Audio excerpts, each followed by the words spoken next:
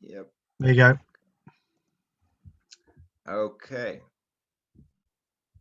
Hello, and welcome to the Conscious Contact meeting.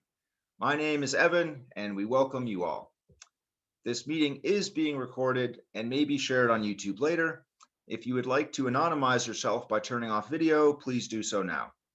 After the formal meeting ends an hour from now, recording will cease. Feel free to stick around then for a more informal chat or ask any questions of a more private nature. This group is focused on sharing our experiences and methods of self-inquiry to achieve the realization of our true natures, particularly with reference to the teachings of Bhagavan Sri Ramana Maharshi. It is always good to share Bhagavan's teachings with anyone who's genuinely interested, but we have to be careful to avoid letting anyone take us to be a guru. We are all just equals, fellow travelers on the path, sharing his teachings among ourselves. So for the opening reading, I'm going to read Guru Vachika Kovai, but this week I decided to do something kind of fun, which is instead of picking out a reading with my conscious mind, I decided to just ask Ramana to direct us to the reading that someone here needs to hear, or maybe multiple people. So I'm going to say, Bhagavan, please show us the reading which you would like us to read. So how about this one? One does not become a Brahmin merely by the comprehensive mastery of chanting the 4 Vedas, so long as one continues to perceive objects as separate from oneself. Only he who has known the destruction of the ego, that has learned the Vedas, is in truth a Brahmin, who has known the purport of the Vedas. He who has not seen this destruction will fall from his self-state, as a hair falls from the head. He will be censured by others and swelter mentally.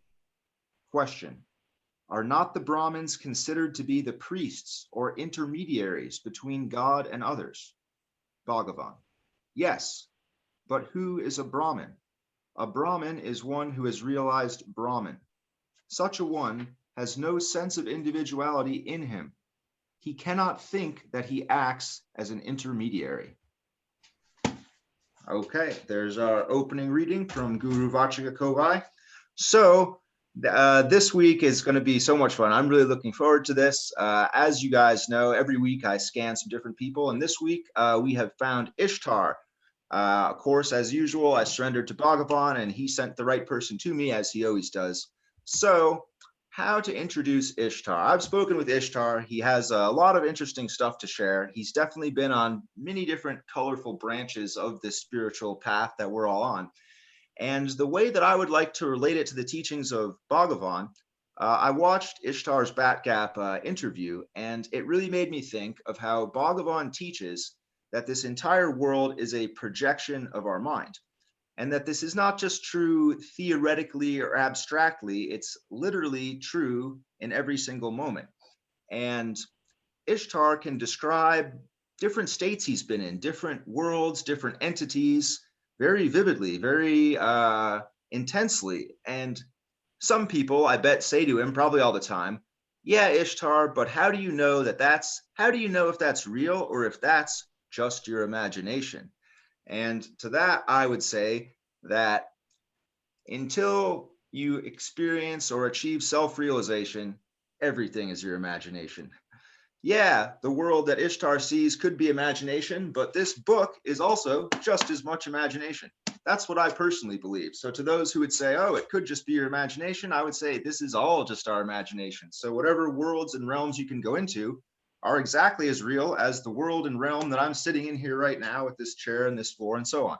So that's how I immediately thought of the connection between Ishtar and Bhagavan's teachings. So Ishtar's information has been shared here in the chat, so you can check out if you'd like to connect with him more. And with that, we're going to turn it over to Ishtar. Ishtar, you can speak for however long you want, 20 minutes, 30 minutes, just go with it. You know, give us whatever the spirit moves you to tell us. We're curious to hear whatever you'd like to share with us. And then after you're done, we'll open it up to the questions.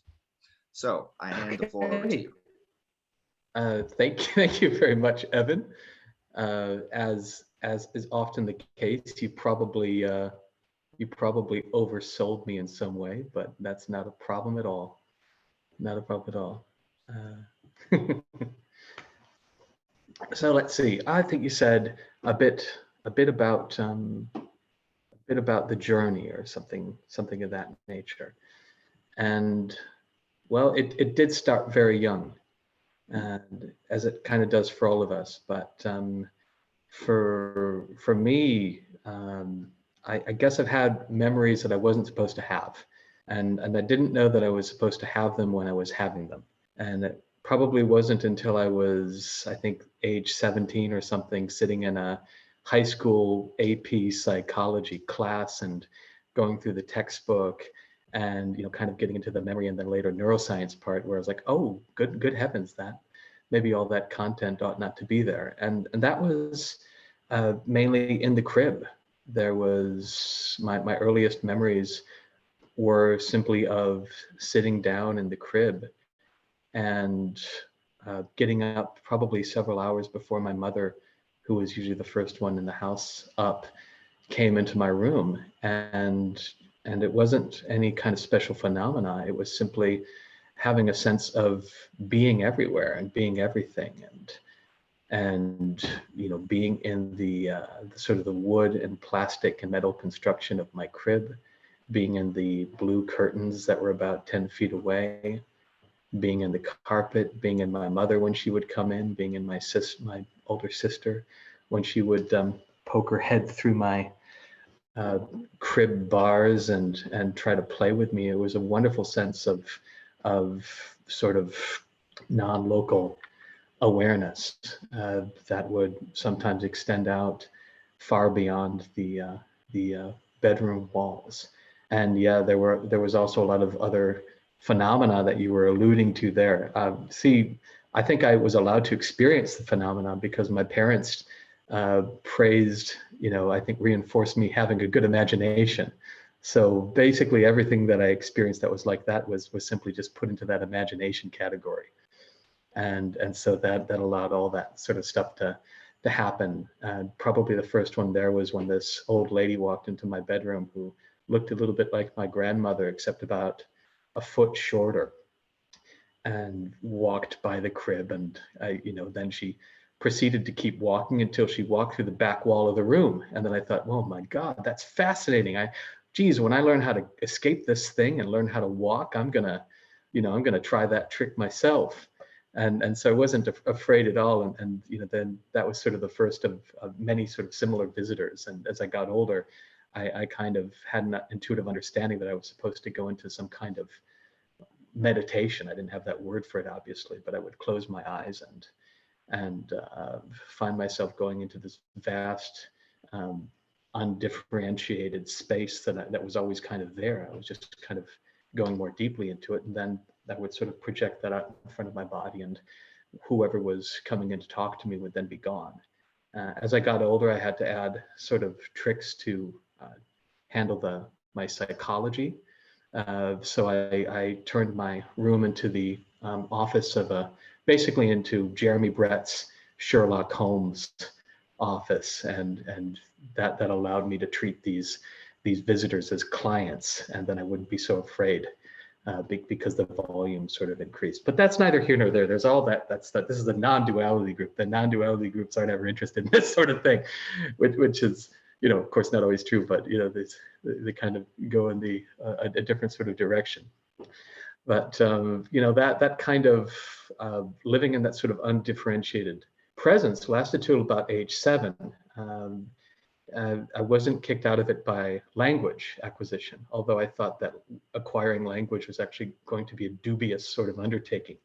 So I didn't want to talk, until much later in life. And I certainly didn't want to learn how to read or write, because it did seem to be causing my parents and my sister all sorts of trouble. And so, but then I learned all these words, and even with the words and learning pronouns, they weren't kicking, they weren't kicking one out of that space. So that kept on. And then I remember, kind of being at some sort of parent-teacher conference and being told that I had a good personality. And I asked my mother, what is a personality? And then she went, she was in school in a master's program for being a therapist, being a counselor. And she was, funnily enough, which is odd for the times, heavily influenced by the psychoanalytic tradition, which was kind of on the way out in those days. And so then she, taught me all about the id and Freud and Adler and Jung, at least concepts that a little 7-year-old could sort of understand. And then I thought, oh, I have to get one of those personalities. So I proceeded to every day, age 6 or 7, my mother was still dressing me at that time. I did, while being dressed, I would tell her, okay, today I'm going to have this backstory of an early experience, and it's going to cause me to dislike these things and like these things and be uncomfortable here and comfortable here. And sort of every day I would go through a new personality until I got stuck in one at about age 7, and then I couldn't get back. So I think I could rename that period similar to the David Foster Wallace article on being on a cruise ship, the supposedly fun thing that I'll never do again. But and so the time I was 8, I was stuck and I knew it, and I would complain to my sister because every time the parents would say, "Just be yourself," I would say, "What the fuck is that? Like which one? I have no idea what you're telling me. That's not helpful at all, what you're telling me, Mom and Dad." So, Jesus, I was so frustrated about that.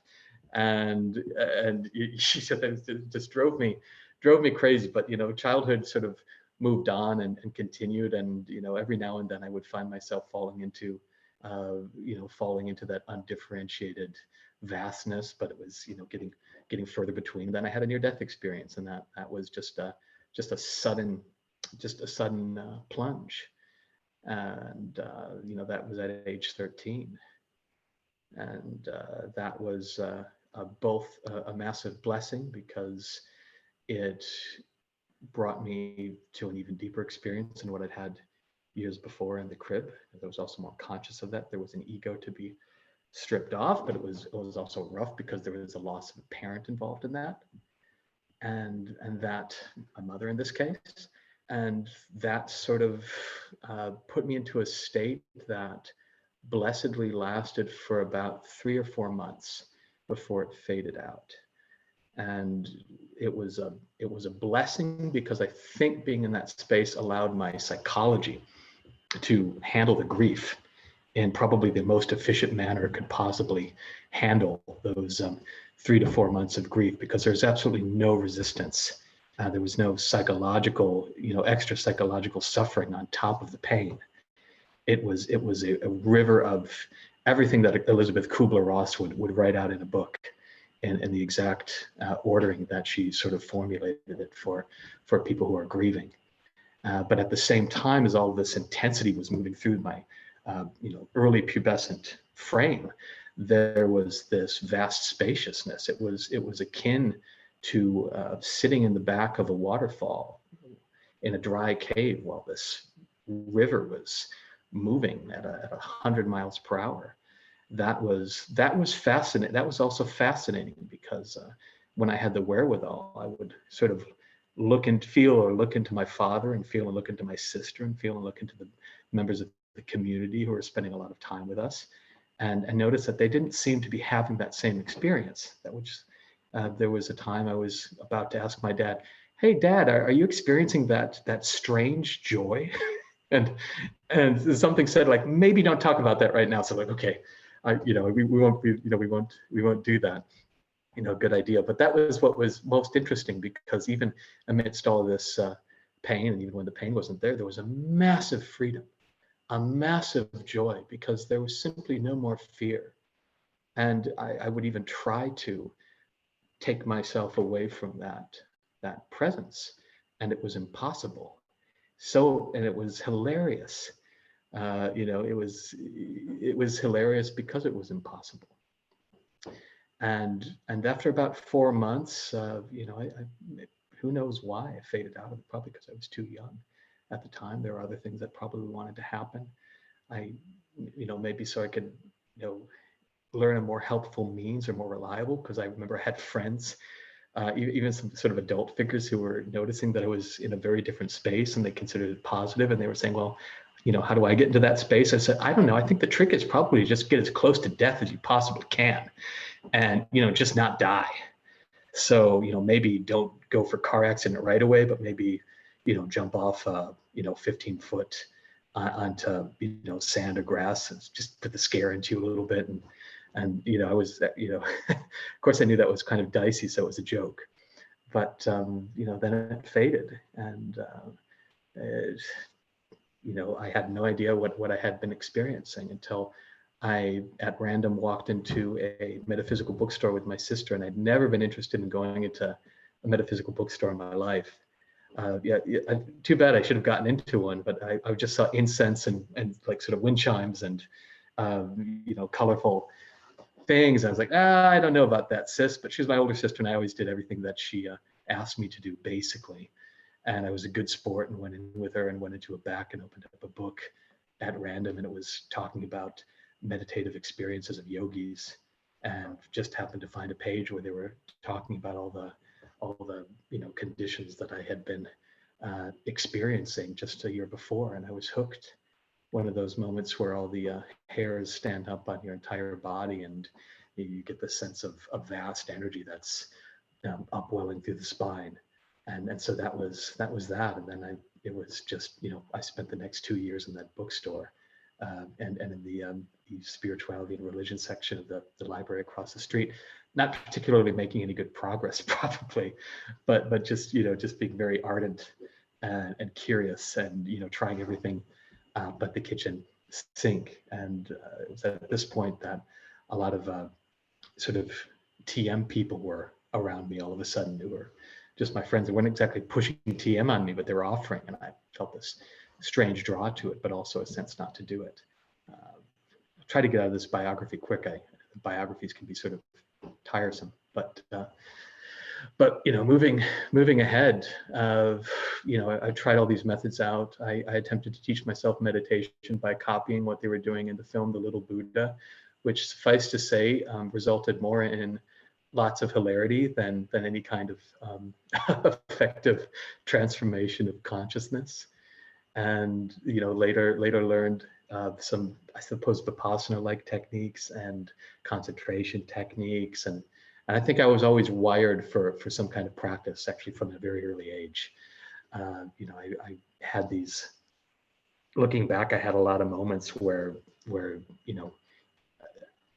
I was sitting in presence and acting from it, but unconscious of it.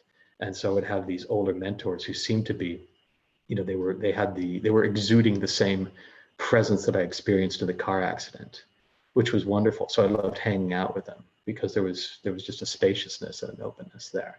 And they would often say, like, don't you know, you're already enlightened. You don't have to do anything. So it's like, haven't you been talking to me for the past hour? I would say, like, I'm about as neurotic a teenager as you can get.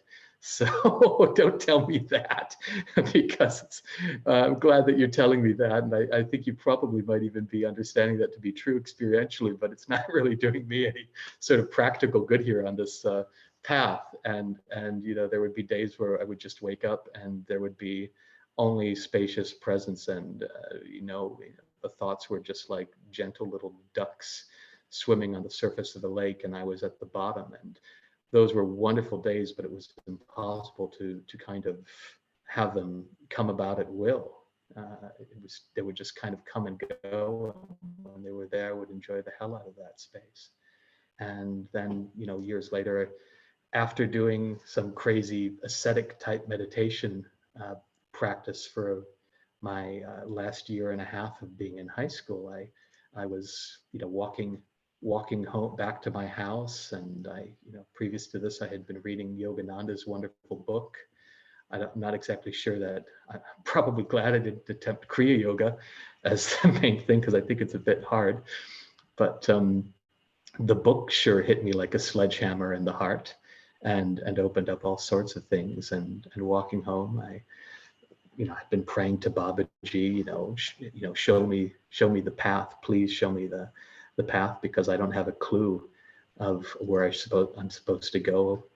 And my brother-in-law was standing on the stoop and, basically saying, hey, I'm going to go do this. Your sister and I are going to go to a meditation class this weekend up in Minneapolis, the one I practice. You want to come? And I just found myself saying yes, which was very atypical. I was very much married to being consistent and fairly rigidly so with what I was doing. And when I went to that class, it was basically 0 to, at least in the first weekend, 0 to samadhi in about 30 seconds. And that was wonderful. That was beautiful. I, had a sense in my heart of kind of the resonance of what it's like to be home. And I had been, again, searching to get back to that, and there it was. And of course, it wasn't, it would have been nice if it was just permanent, go to a weekend thing and just stay there. But, it was just years and years of practice. And thankfully, it wasn't some sort of like experience of walking through a desert and finding an oasis after 10 years, but no water between that. It was a wonderful sort of trickle, each day, each week, each month of, and every now and then being able to notice that, okay, something's been happening here, and there's something, there's a silence in there that I didn't even notice that was developing until I had to, came into this or that situation and found myself not in some kind of reactive mode and not fighting life, and just there it was. So that's, I think I came to Ramana Maharshi and those non-dual teachings rather much later, after I'd been enjoying my practices and found them, wonderful and compatible and speaking to the same place that, this practice had been bringing me all this time. And it was a weird practice too. I mean, it's kind of weird. I would not have picked it out aesthetically, especially after reading Yogananda. After reading Yogananda, it's just like, hey, sign me up for Kriya Yoga, get me a bus ticket to Los Angeles or something like that, or India, and let's get going with some Sanskrit. I would not have picked this one because it was, these sort of what I felt were sort of hokey, slightly new agey, sort of prayer mantras. And I thought, oh, that absolutely can't do any sort of good for anybody. And then I find myself, what the fuck is happening? I'm falling into this vast silence each time I do this thing. And so I stuck with it on the grounds of an experimentalist. And that's one thing that kind of comes to mind was when I was a teenager. I would often have this sense that any time my mind would quiet down naturally, whether I played the drum set. That was something that was a big part of my life. I practiced a lot and was sort of in a traveling jazz band, and that really put me into a sort of a quiet space of consciousness. But for a period, every time I would start getting into the flow, if I was alone, I would feel this vastness as if it was like a 1,000 ghosts. And I was absolutely terrified by it. Absolutely, like it was, this presence that was coming to get me. And I was desperate. This would now happen. It would even happen when I was doing homework in the kitchen at night. It would happen if I was just relaxed. And I thought, oh my God, I knew my house was haunted, but Jesus, I didn't think it was this bad. And so I was calling around town to these psychics saying, hey, you gotta get, I can't focus with this shit going on. You have to shut me down here. Let's do something. You have any rituals to throw at this? Because I would actually be purposely keeping my mind as busy as possible so as not to be terrified. But the funny thing is that years later, when this came back again in meditation, I had the guts to what? Fuck it. I'm not going to be afraid of this. And then I realized that it was just me the whole time. I realized that, when I opened up to it, it was in fact, I suppose, an externalized perception of my own, of the self, of higher consciousness, whatever you want to call it. And kind of, I even remember the moment of truth, basically, when I was like, well, God, if I'm going to stay open, but man, in 2 seconds, I might be like the Exorcist girl, so we're just going to have to deal with, having my head spinning around and, throwing priests out of windows. So thankfully that didn't happen. And there it was. So that was one of the things that comes to mind.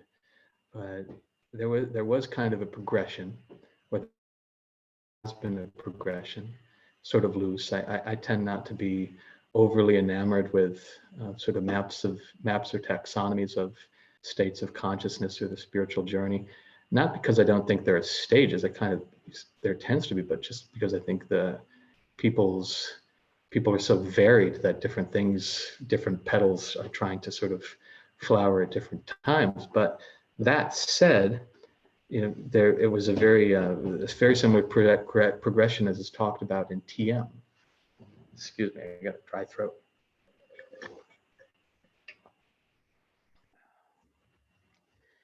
And mainly what happened was, first there was the silence showing up. I remember when I arrived at this ashram, that's the job I was given. Basically, was first thing you need to do is keep meditating, keep doing your 4 hours a day and with your eyes open, and then you just pay attention because that silence will be there. And I was looking like a motherfucker for this thing. It's just kind of like my face could have been shaped like an arrow. This happened to the point where I started having this lucid dream for a couple nights in a row, and the dream consisted of finding myself in a forest and seeing a perfect representation of myself at age 6, and I instantly knew, oh, that's my inner child, and that's my that's samadhi right there. So I was chasing it like a madman, and the harder I chased, the more elusive he got, and he would laugh at me and kind of mirthfully jeer. And finally, I just said, okay, I'm just going to stop. I'm not going to do a damn thing. I'm just going to stop. And as soon as I made that decision, I felt my hand being grabbed by this little boy. And as soon as that happened, it was just vast silence everywhere. My eyes came open.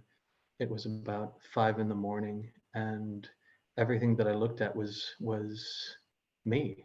There was no difference between any of the objects in my own consciousness. It was my consciousness that was shining back and in a total embrace, and that was beautiful. That didn't exactly stick around forever, but it left a mark. And over time, I had a wonderful job working in our monastic restaurant, a beautiful place, and lots of chopping of onions and potatoes and planning of menus, and eventually starting as a dishwasher, becoming a chef.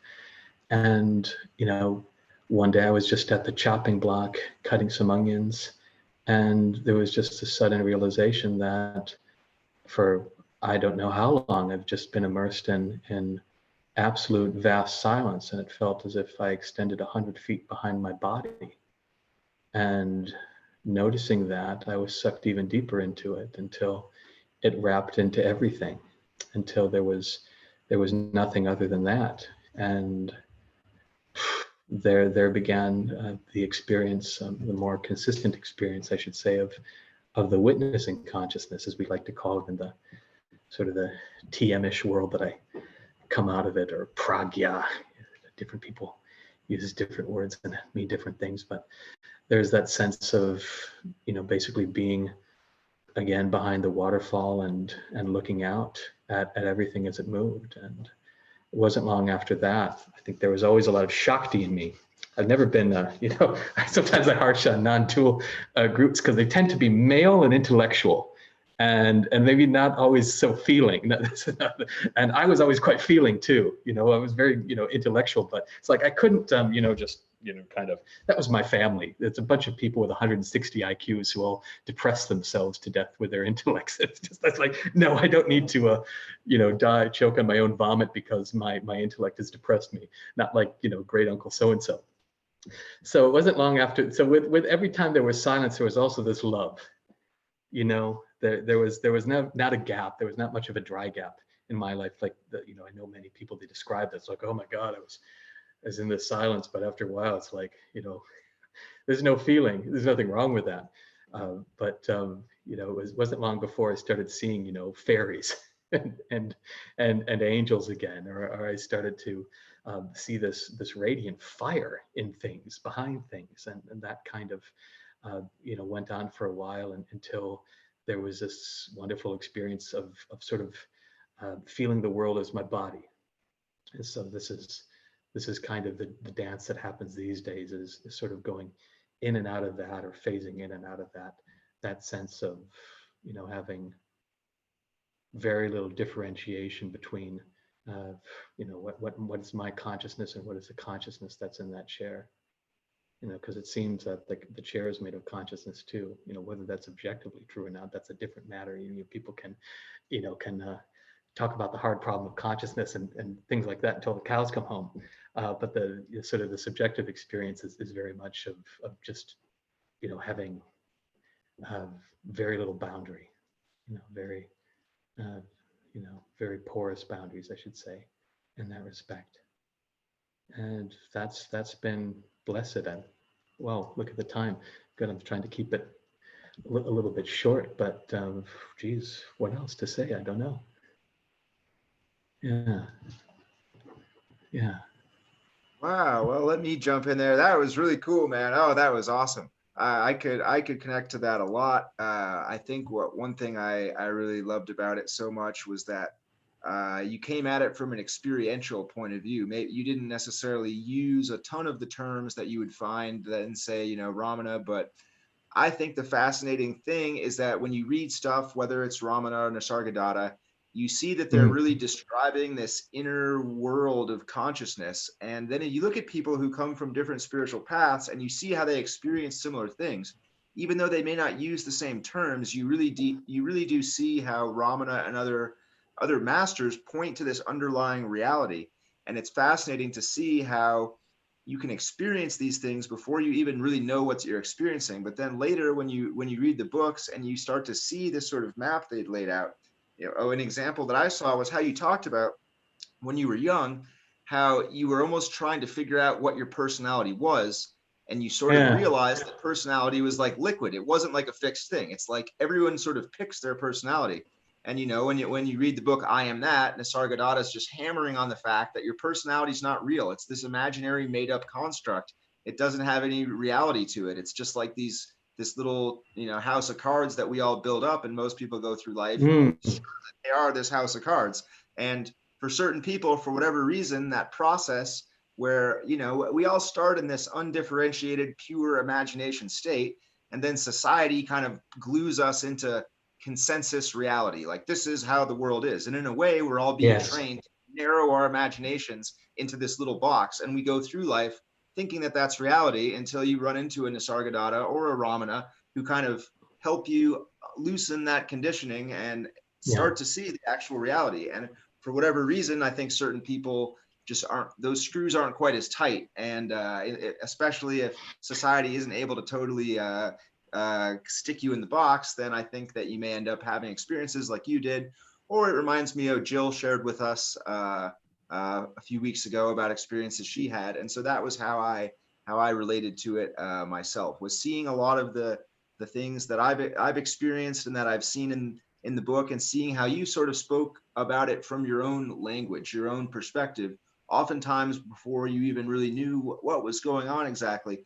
And for me, it really does show how there's a common underlying sort of world of consciousness beneath all the terms, beneath whether it's TM describes it this way, Ramana describes it this way, AA describes things this way. It really is all pointing to this sort of underlying condition that we're all in as these conscious beings. So that's my reaction to it. But I should really turn it over here and open it up for reactions. So if anyone would like to give their comments on Ishtar's share, just raise your hand using the icon. Okay, it looks like we have, all right, we got Ted here. So we're going to unmute Ted and Jody and see what Ted has to say.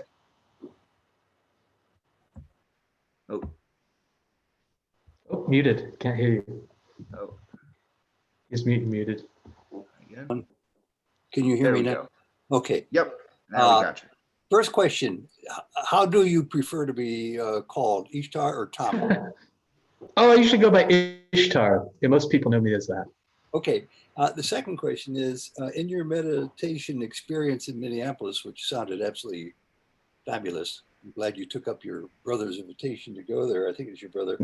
You had a 0 to samadhi experience in 30 seconds. I mean, that's impressive. Basically.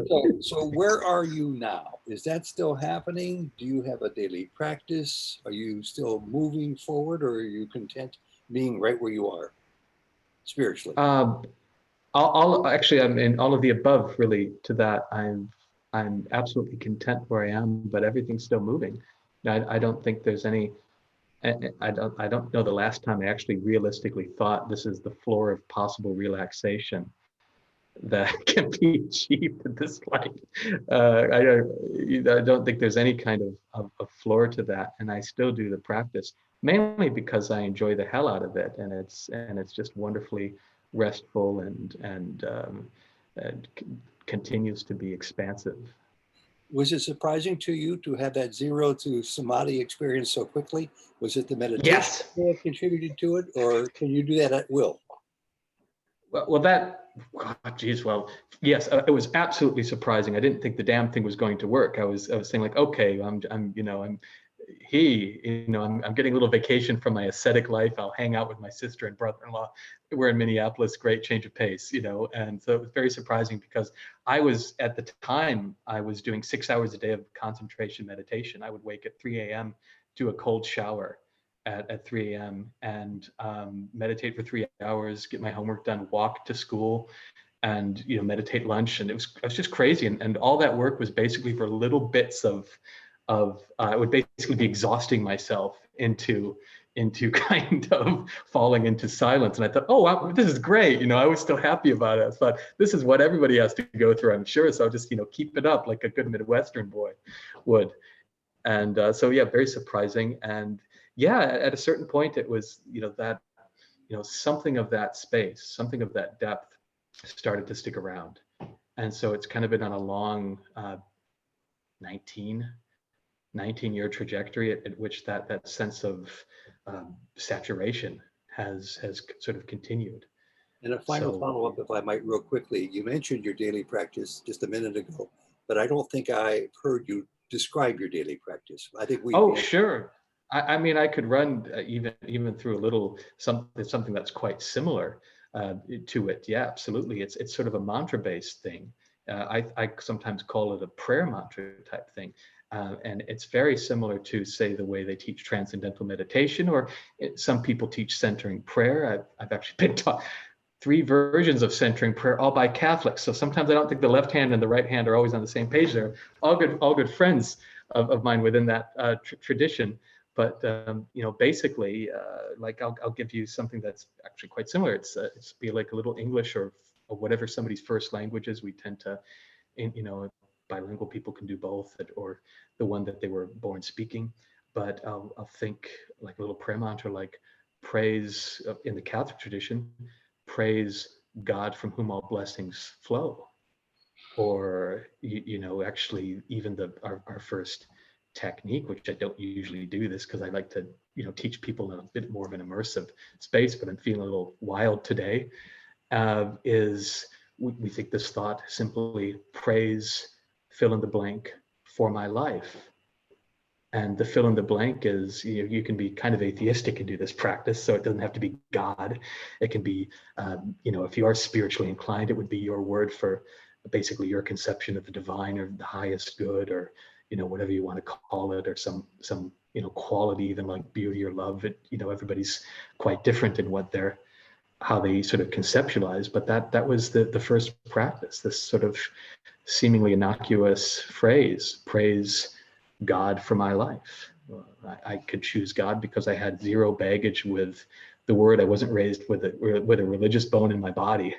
I was raised in kind of an atheistic, very scientific household, not Richard Dawkins hard, a little bit looser than that.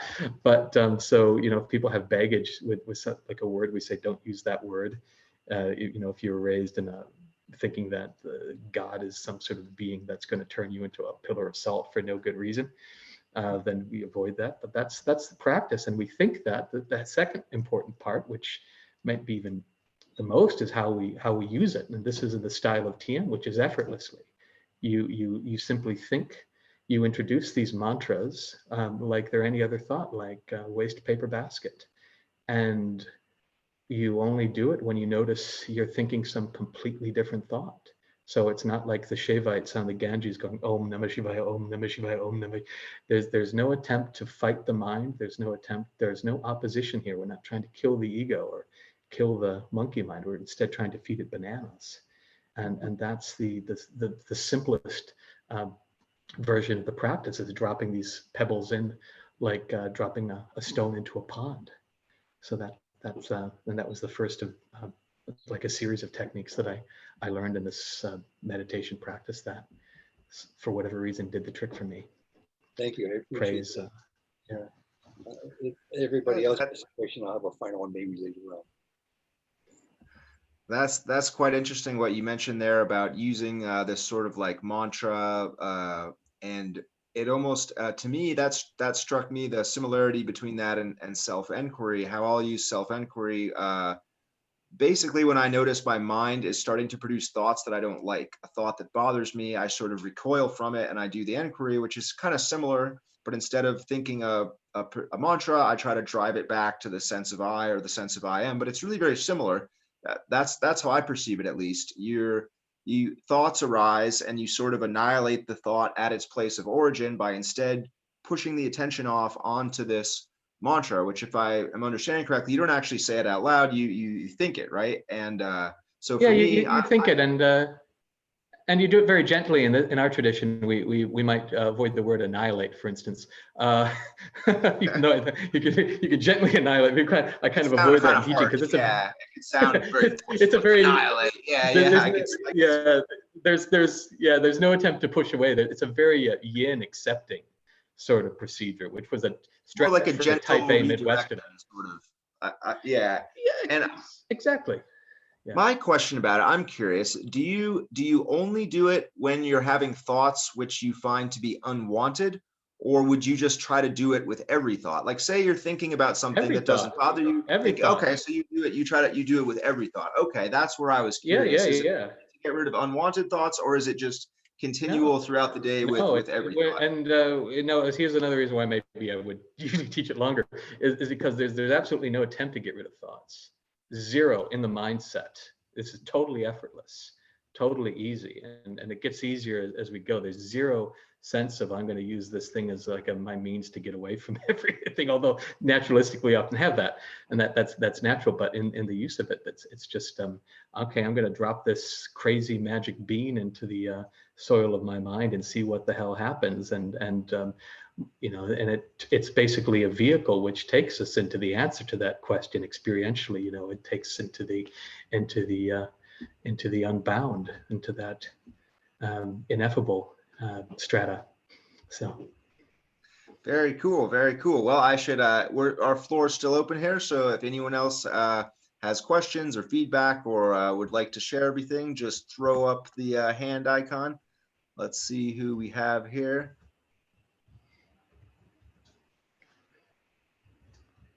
Anybody got any feedback? Should I call on somebody? I always love the name Clifford. That's just always been a personal favorite. Oh, that's my dad, actually. I don't think he's able to Camilla talk really, but no.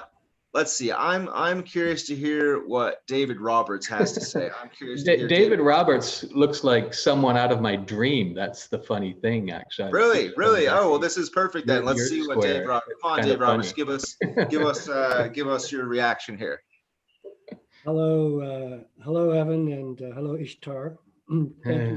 Thank you for joining us today. Enjoyed your talk very much, and I think any questions that I might have had have sort of been answered. I mean, I zeroed in like Ted on your meditation practice and the mantra-based practice. What happens to the mantra? It falls away eventually. Absolutely. It's a mind vehicle, right? I mean, that is that is actually the Sanskrit meaning of the word. Manasantra, to protect the mind. Yeah, that's mantra, that two words. And so it falls away, and so just following up on the practice itself then. So you sit like once or twice a day for a period of time, or Yeah, well, when I first started, I was still in my 6-hour thing. So I told the teachers, I'm going to do this for 6 hours a day. And I freaked them out because you're going to go crazy if you do that. But yes, I was doing like 1, 2, 3 times a day and sort of set sessions. And I could also do it with my eyes open as a supplementary kind of thing, which I enjoy doing very much, like all throughout my day. And then I would do a lot of micro meditations too. I came in a sort of was raised in kind of a matriarchal household. So all the men were sitting down on the toilet. There was no toilet seats up in my upbringing. So I would just meditate on the toilet. It seemed like the best thing you could do. And so I enjoyed a lot of 5-minute meditations there too. and so the mantra falls away eventually, and you find yourself in silence, I guess. Yeah. Yeah. Yeah. And of course that silence is remarkable. And so you described early experiences that you had when you were younger. And so now, is it just, are you able to take this understanding of the silence like with you throughout the day? Yeah. Yeah. Yeah. Mhm. Yeah. Yeah. It's Okay. And yeah. so that's, and so the purpose of the meditation, I mean, I'm just thinking of my own practice, but I wonder if you're like me, where the purpose of is, it's kind of like maybe you need a top up at some point during the day just to kind of be mindful again of the silence, or the meditation is going to take you back there, or is it just there? It's just there always. Well, yeah, I mean, that's how it sort of has kind of ended up, a little bit of all three of those, depending upon which stage of life we're talking about. Also, interestingly, I found that, of course, there's that wonderful metaphor of, it's just a rowboat. You don't need the rowboat when you're on the other side. There's a certain amount that's true, but I've also found that this practice has seemed to be more like a rowboat, like one of those amphibious ducks. And it seems to be, kind of expanding there seems to be depth in the other side. It doesn't, it's moved and expanded like for a while. It wasn't that long from ago. Some people experience they're in this voidness, and it can even be quite flat. And life on the outside will kind of go on as it's always gone on, and that there's kind of a flavor to that. But in my experience, there was almost this wonderful heart play with that seemed to bring dimension. It's like my heart was tuning into the unbound as well, and that had a different timbre, if you will, from maybe being head centric or something like that. Actually, the way Adyashanti maps things that is very similar to the way we do. He talks about a sort of a head, heart, and gut kind of series of releases, and that's been the way too. So it's seemingly kind of also been relevant in that way. Okay, well, thank you. I was really pleased with when you said, like, everything's okay. I think it was in response to something Ted asked, and you said, "Oh, no, I'm just good where I'm okay where I'm at," and it's still unfolding, and it sounds like that's a nice place to be. So. Oh God, yeah, Jesus, it's just it's just gratitude and tears and just kind of this wonderful contentment that just upwells. It's been lovely, and that's kind of been, there was some harder rows ago, maybe about 4 years ago, and when it seemed comically the universe decided to throw every one of my buttons at me all at once for several months. It was just a place where it can only just kind of like, yeah, we're in the shit sandwich right now, and we're just gonna eat it.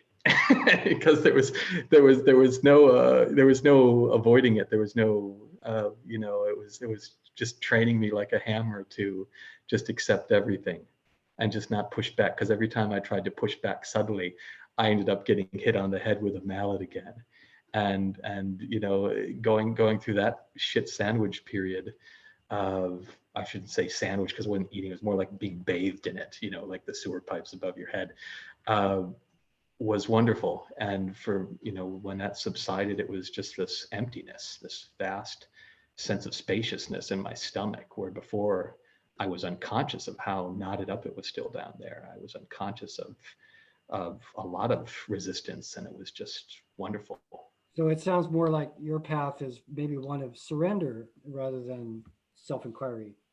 So I've never thought of them as different. I mean, it's interesting. I mean, I suppose we can call them different. There's so much dovetailing, because in almost like self-inquiry, I has been almost like a koan coming up naturally many times, like a voice coming out of, well, can't even say the heart, just coming out of non-local space, inner being would ask these questions, that would come to my mind, and like a koan, somehow my mind would kind of go with them and almost be boomeranged back, into this, wherever the hell it came from.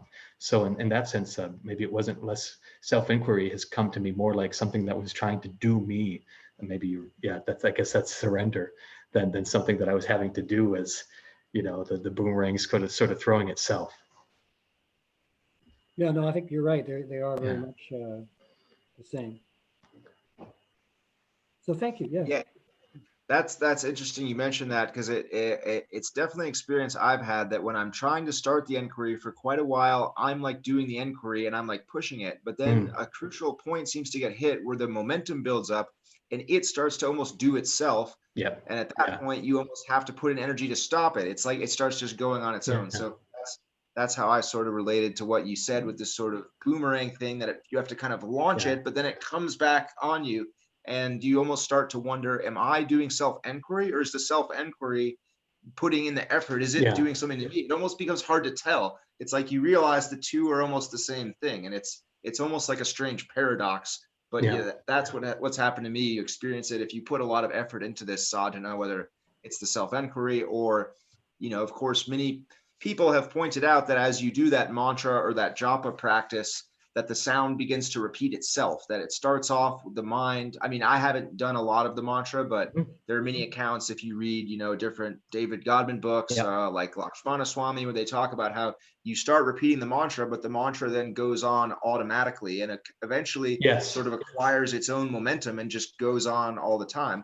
And of course, that's how Ramana talked about inquiry, that he said, if you do inquiry during your spare moments of the day, it will sort of create this current that just carries through activity. And so in a lot of ways, it's just like building up a habit, in the same way that somebody who worries all the time will keep worrying even as you change their circumstances, because they have the habit of worry just deeply ingrained. The same way, this stuff is like a positive version of that you do the mantra, you do the inquiry, you do the surrender, and you just deeply absorb the habit, and it just kind of carries you. You pick up samadhi almost as a sort of habit, or as Ramana would say, you introvert the mind, and that becomes your habit to do that. So that was how I connected with what you just said there.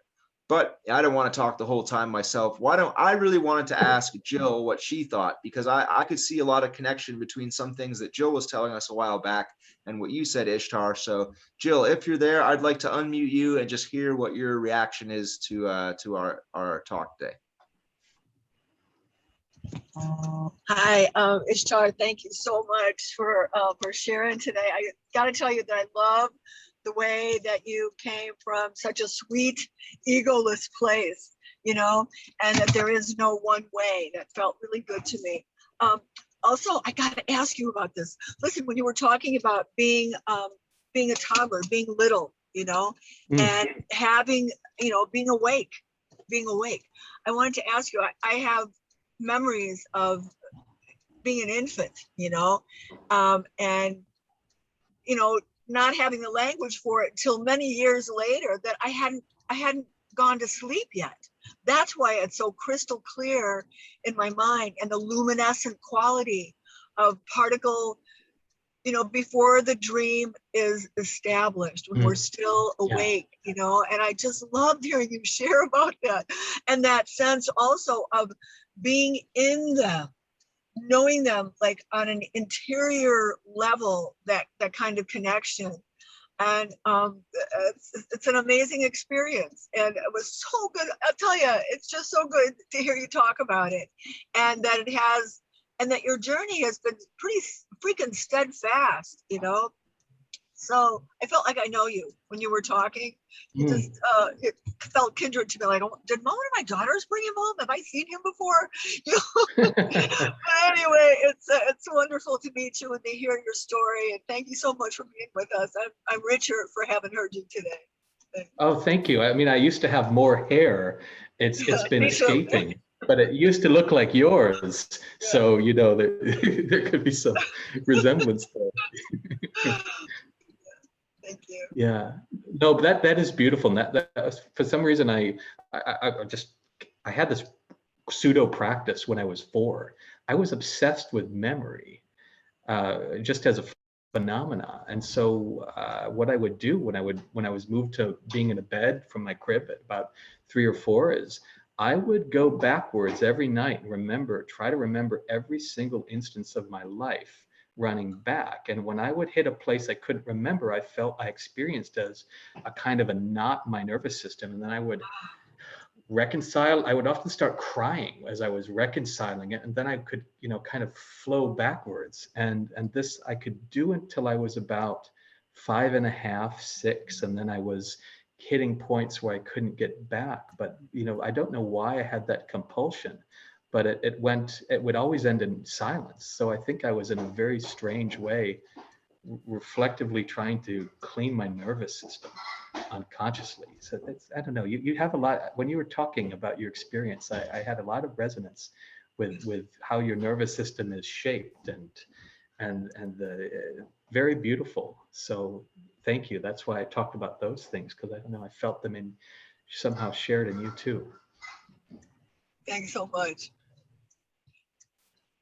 Do you think it was past life work that you were doing when you were, I'm just gonna ask one more little quick question. Do you think it was past life work that you might have been experiencing when you had that compulsion to chase your memory, to follow it and identify? Do you think it was like a road leading you back to try and understand? I mean, I think, you know, I think those things were interrelated, because when I would do this also, my room would turn into a different room. And I would find myself, the yellow walls of my room, why my parents colored it that, God damn them. But they said, yellow produces intellectual children and also anxiety. When they told me that, I said, Mom, then why'd you paint my room yellow? You want me to be anxious? But it would turn into this different room. It would be mustard yellow with a tiny red window. I would look out the window and there were giant snow-covered mountains on the outside, and then it would fade. So I think there was some sort of other life, I don't know, thing tied in with it. Yeah.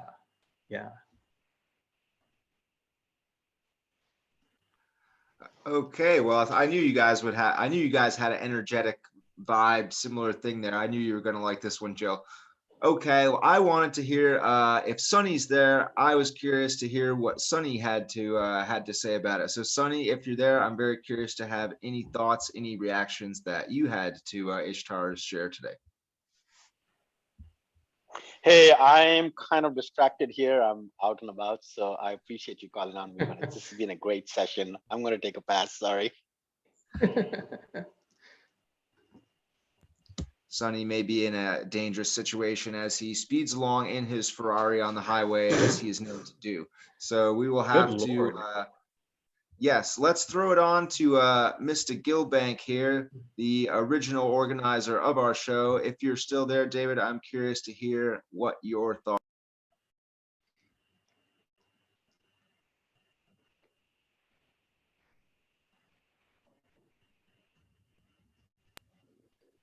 There, Dave, you still there?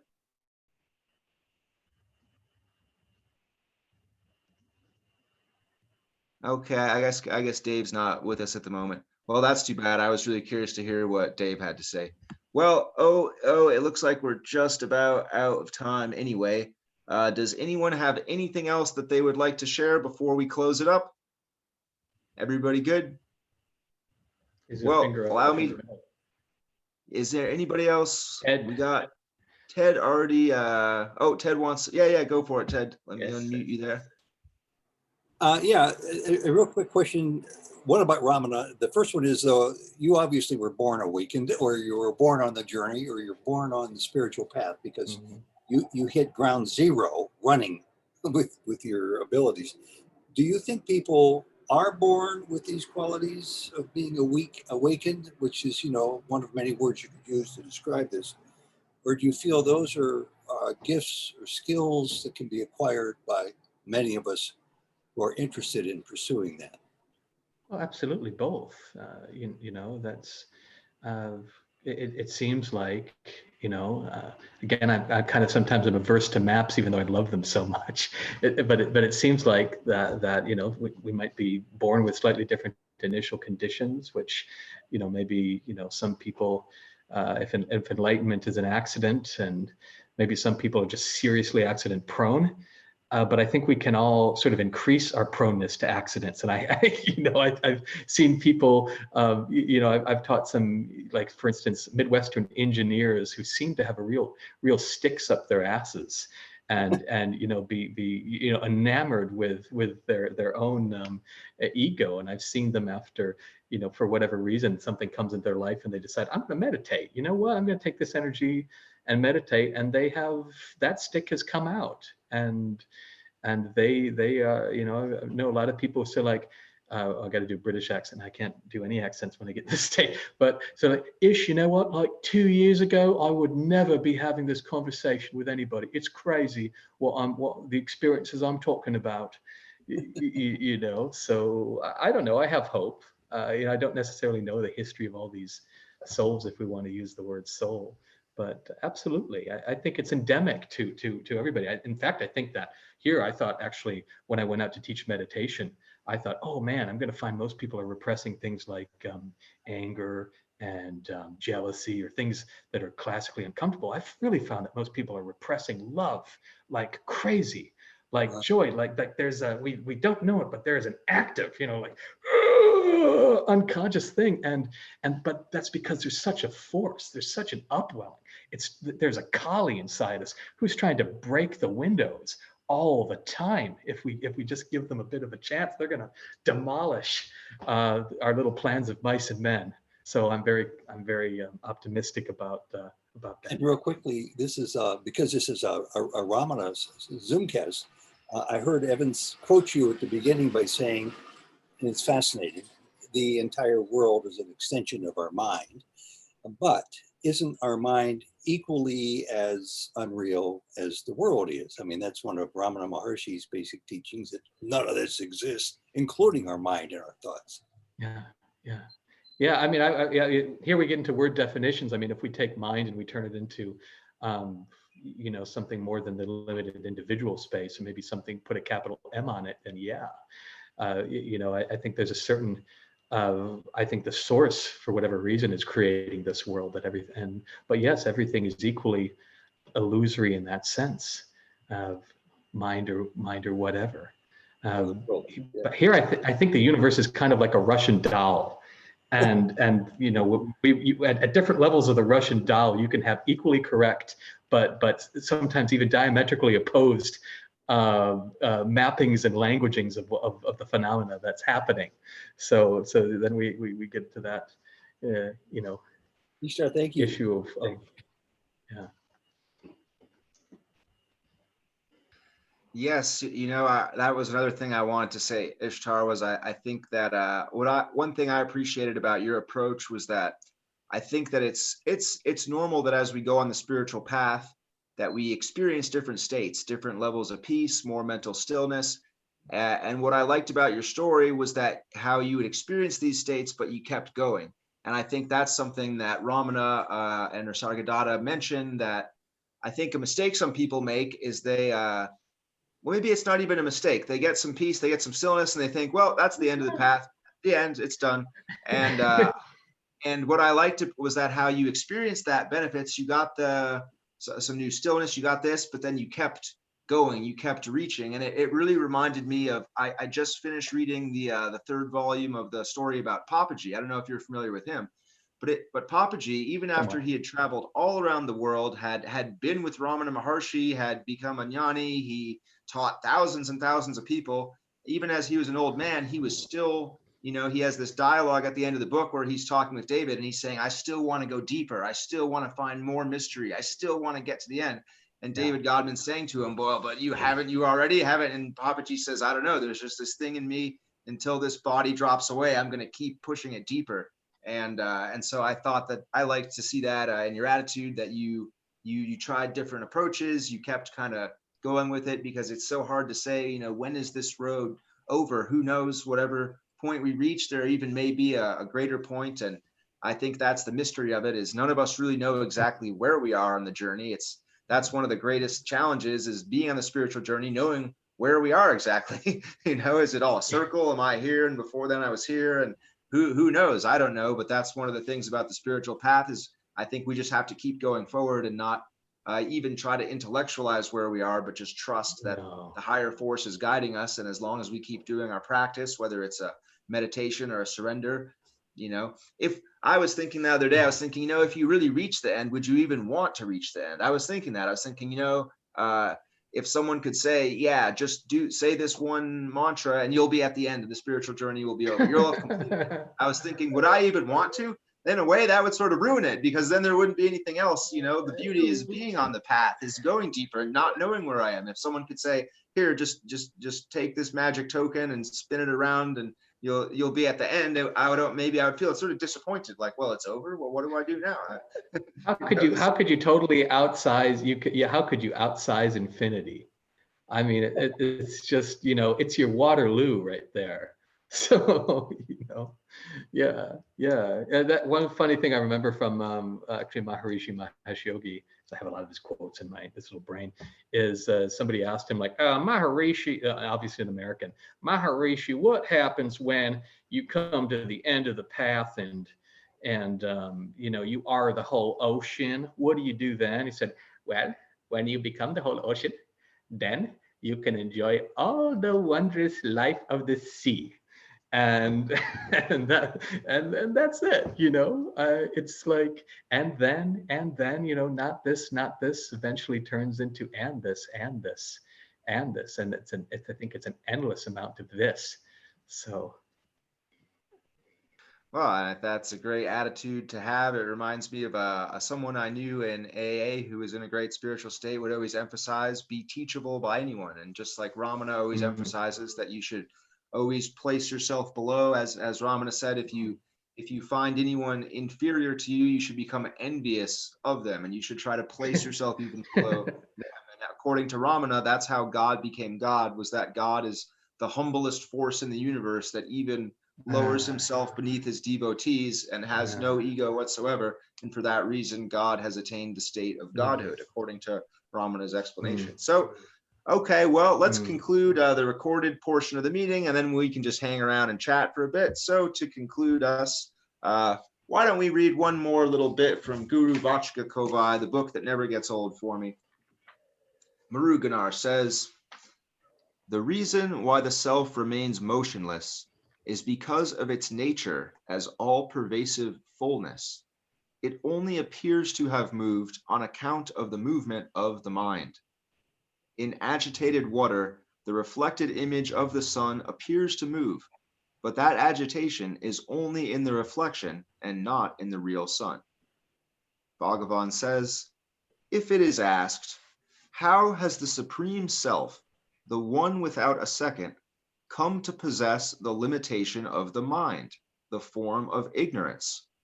The reply is, the limitation has attached itself only through the deluded jiva perspective. In truth, it never attached itself to the self, consciousness. And with that, I'll read the closing, the little Bhagavan prayer, which goes, greatest Bhagavan, all burdens are yours alone to carry. You alone determine the fate of this world and the destiny of these inert bodies we have wrongly imagined to be ours.